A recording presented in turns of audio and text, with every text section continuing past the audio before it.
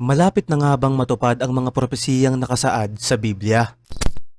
Mga kaibigan, sa lumalalang tensyon sa pagitan ng US, Israel at Iran, virus sa India at sigalot sa West Philippine Sea, kasabay pa ng kagaganap lamang na blood moon nitong March 3, maraming naniniwala na ito ay tumutugma sa mga propesiya sa Biblia. Sa Revelation chapter 6 sinasabing, nagkaroon ng malaking lindol at ang araw ay nabalot sa dugo.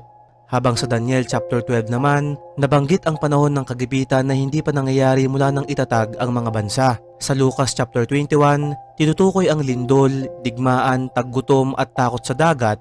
At sa Mateo chapter 24 sinabing, may mga digmaan at balita ng digmaan, sakit at iba pang mga sakuna bilang palatandaan ng katapusan ng panahon. Sa Joel chapter 2 naman sinabi ring, ipapakita ko ang mga kababalaghan sa langit at sa lupa, dugo at apoy at mga haliging usok na sinasabing kahawig ng blood moon at iba pang kakaibang fenomena.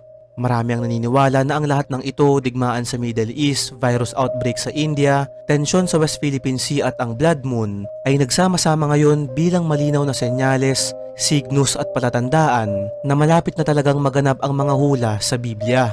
Ikaw kaibigan, anong opinyon mo sa bagay na to?